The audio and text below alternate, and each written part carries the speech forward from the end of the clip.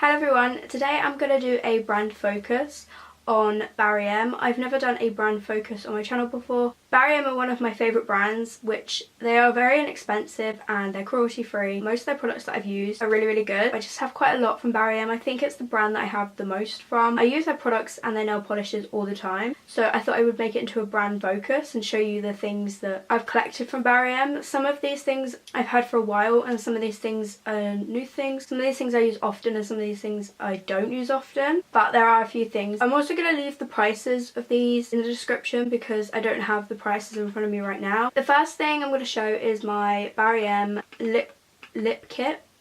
It's in the shade Pose, and I think they did around 3, maybe 4 shades. But the lip kit came with a pencil lip liner and a lip paint. I use the lip liner with every lipstick I own because it's a really nice shade and it goes with a lot of lipsticks I own as well. I also wear it under lip gloss and I really like how it looks when it's together. The lip paint I don't use as well. I did use it last month, not last month, the month before I think.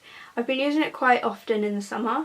However, before it was summer, I didn't really use it as much. It's a really nice pink. It does look different in the bottle as it does on your lips, but it's a really nice shade. It looks really spring summery. I'm not very good at explaining things. It's not drying, this lip paint, and it lasts for a good amount of time. It doesn't last massively through eating and drinking, but it does last for a good amount of time. My favourite thing from this is the lip pencil. I really love this. So the next thing is this Natural Glow Palette 2, which is actually my first eyeshadow palette I ever got and my first Barry M makeup product that I ever got, because I'd only used their nail polishes. And this palette is really, well, some of the shades in it are really pretty. I really love the glitter shades. I got this a couple years ago and to be honest I haven't really used it that much since. I have used it a few times and I've mostly used the glitter shades than the matte shades. The matte shades are a little bit chalky. They are quite pigmented. They're not like hugely pigmented, but they're not really weak either. It has a primer in this which I used once and never used again. Glittery shades are really nice in this palette. I just don't use it so much. It's not really a palette I reach for. The next thing is this colour correcting wand in green. I really love this concealer because it reduces redness on the sides of my nose. I have redness here. It doesn't always cover spots massively well, but it depends how red they are. But it does cover most of them.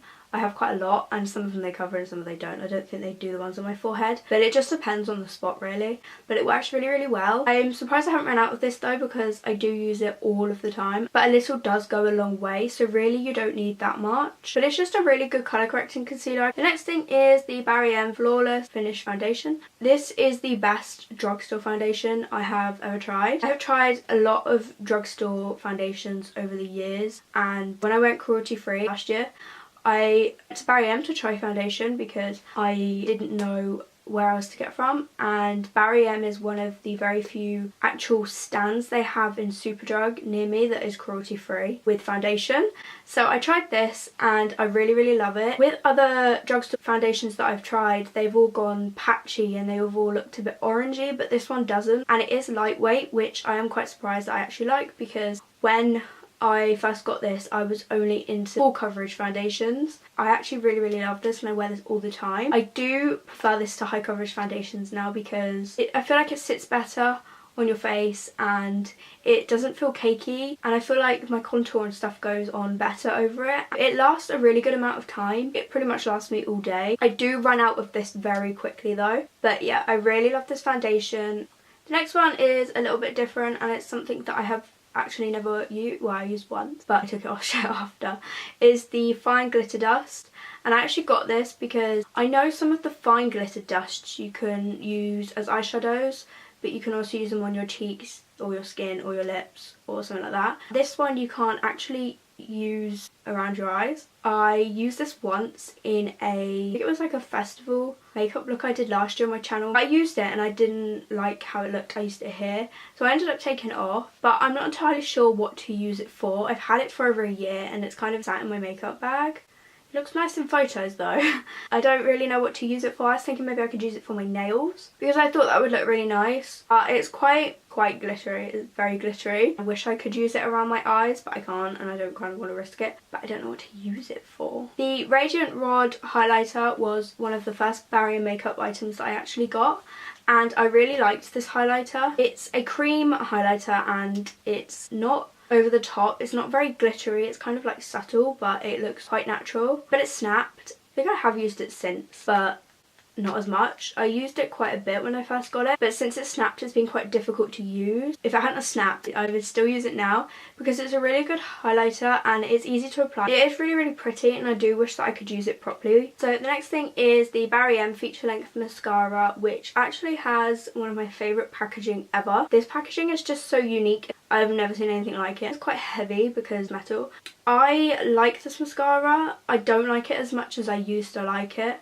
When I first got it and in the first few months I absolutely loved it. Then I tried the Too Faced Better Than Sex mascara and this became my least favourite mascara. Not like ever, but out of the two. So I always use my Too Faced one. This is good and I am wearing it today, but I've realised recently it started to transfer, which it never used to do that. I've never really had a mascara that's transferred.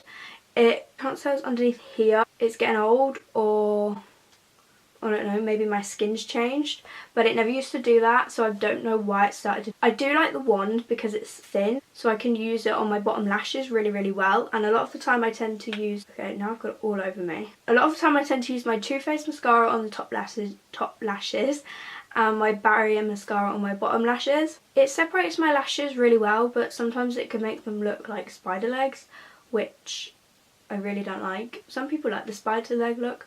I don't, and I think it's just because I don't like spiders and it reminds me of spiders. I do like this mascara. I don't like it as much as I used to, but that's because maybe the Too Faced one's my favourite now. So I kind of want a drugstore mascara that is a cruelty-free dupe for the Too Faced mascara. The next one is the Barry M Chisel Cheeks Contour Kit, and I don't know why I got this, to be honest. I bought the Maybelline contour kit. This was before I went cruelty free and I used to like that. Then I got this one. Wait, which one did I get first? I think it was this one I got first actually, and I couldn't get along with it because it was powder, so I don't know why I got the Maybelline one, which was also powder.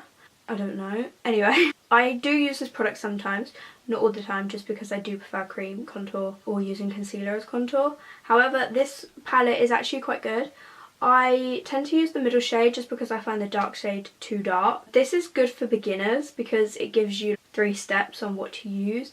There's a light powder, a medium powder and a dark powder. I don't think I've used the light powder. I use the medium one sometimes.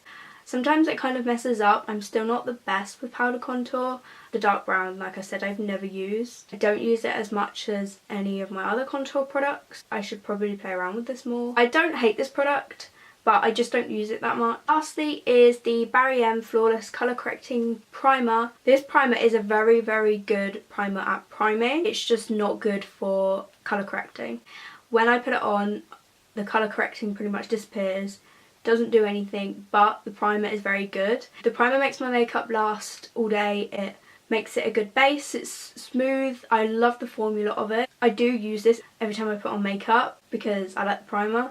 But once this runs out, I'm just going to purchase the normal primer, not a colour correcting primer, because I don't need really this. I brought this because I used the colour correcting concealer pretty much all over my face, so I thought a primer would do better because I put a primer all over my face anyway, but it doesn't, so I still use my concealer for that. So next time I buy it, I'm just going to buy the normal one because this formula is really good and better than other primers I've tried. I say that every time I try a new primer because sometimes I try a lot of primers. I don't think I've ever stuck with a primer, but this one I really love. And that is my Barry M brand focus. I kind of want to do more brand focuses, but I'm not entirely sure on what brand because I don't have a huge amount of stuff from different brands to really put into a video, I guess. I do have quite a few products from NYX, so maybe I will do a brand focus on that soon, sometime. Maybe not yet because I've just done this one. I will start planning that one. Thank you for watching. I hope you enjoyed and I'll see you in my next video. Bye!